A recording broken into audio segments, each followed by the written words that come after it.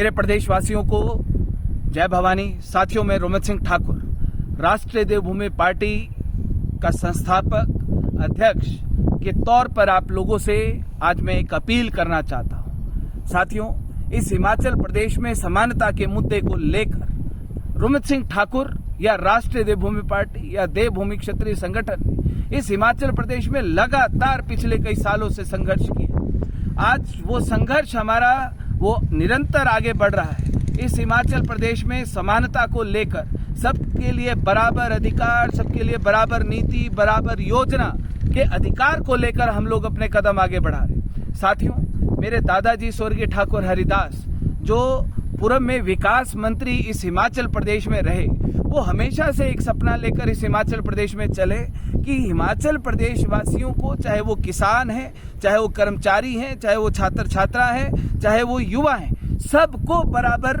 उनको अधिकार मिलने चाहिए, रोजगार के अवसर मिलने चाहिए। किसानों के लिए, प्रत्येक किसान के लिए बराबर बिना किसी भेदभाव के लिए नीति योजना इस हिमाचल प्रदेश में बनाई जानी चाहिए। उनके सपने को आगे बढ़ाने की जिम्मेदारी हमने राष्ट्रीय देवभूमि पार्टी के तौर पर इस हिमाचल प्रदेश में उठाई।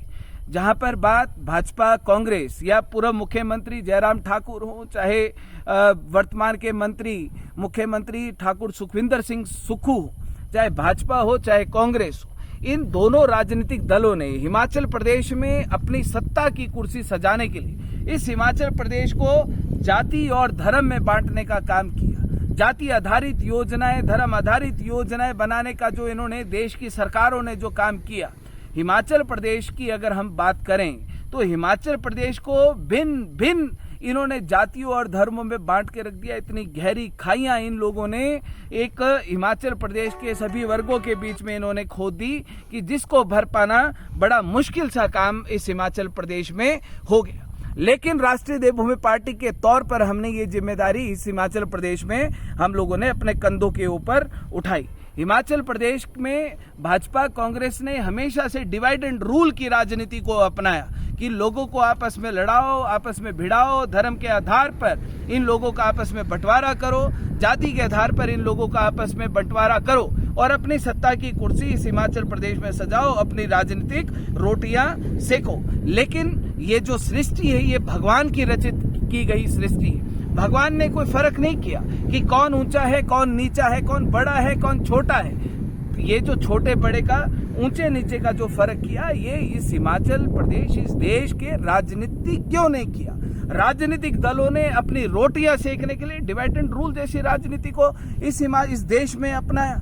भगवान के पास ऐसे कोई भेदभाव नहीं है। भगवान के पास से कोई आता है या भगवान के पास कोई जाता है तो उसके पास बिना किसी भेदभाव के लोग जाते हैं। ये जो ऊंच नीच की जो राजनीति है, ये जो बड़े छोटे की राजनीति है, इसको कांग्रेस ने इस देश में शुरू किया, लेकिन इसको रंग देने का काम भारतीय जनता पार्टी ने इस देश में किया। आज उस सारी की सारी चीजों को छोड़कर, क्योंकि इनको सत्ता की भूख इस प्रकार से इनके ललक लग गई कि कैसे लोगों को हम आपस में लड़ाएं, कैसे लोगों को आपस में हम लोग बांटें, ताकि इनकी राजनीति की जो कुर्सियां हैं वो सस्ती रहे। मैं ज्यादा पीछे तो मैं नहीं जाऊंगा, लेकिन अगर मैं पिछले 10 साल की बात करूं तो हिमाचल प्रदेश में कहा जाता था कि एक मिस्त्री का बेटा प्रदेश का मुख्यमंत्री बना, लेकिन पिछले मुख्यमंत्री ने हेलीकॉप्टर में उड़ने के अलावा इस हिमाचल प्रदेश में और नाटी डालने के अलावा इस हिमाचल प्रदेश में कोई काम नहीं किया। उसके बाद कहा गया कि इस हिमाचल प्रदेश में एक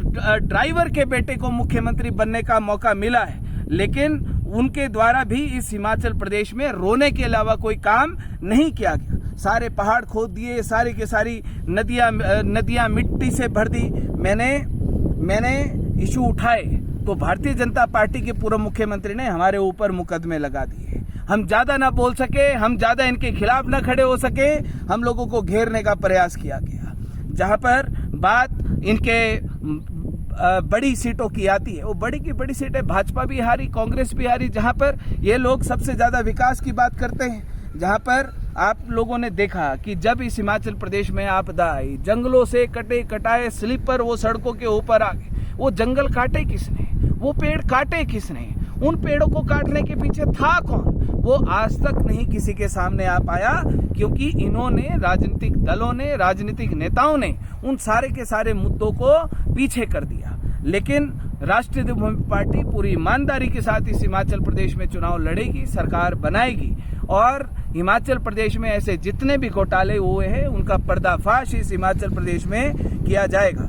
साथियों, इस देश में या इस सृष्टि में दो ही जातियां हैं, एक गरीब की जाति और एक अमीर की जाति। अमीर को अमीर बनाने के बारे में सोचा जाता है, लेकिन गरीब को उसकी गरीबी हटाने के बारे इस देश में, इस प्रदेश में कोई सोचता नहीं है। साथियों, मेरी सोच ये है कि इस हिमाचल प्रदेश में समानता सबके लिए लागू की जाए। ये जातिवाद की जो खाई है, इस जातिवाद की खाई को भरना अब अति आवश्यक हो गया है, क्योंकि अगर ये खाइयां और गहरी होती आई तो एक समय ऐसा आएगा कि इस हिमाचल प्रदेश या इस देश में, इस देश का जो हाल होगा शायद वो हम लोग सोच भी नहीं सकते। इस मुद्दे के ऊपर बात करने की आवश्यकता है। साथियों, इसके साथ जैसा कि इस हिमाचल प्रदेश में अब 4 लोकसभा सीटों के ऊपर चुनाव चले हैं, भाजपा कांग्रेस वो लोकल इश्यूज के ऊपर बात कर रही है। जातिगत आरक्षण जैसा मुद्दा इस देश का मुद्दा है, समानता का मुद्दा इस देश का मुद्दा है, लोकसभा का मुद्दा है। उस मुद्दे के ऊपर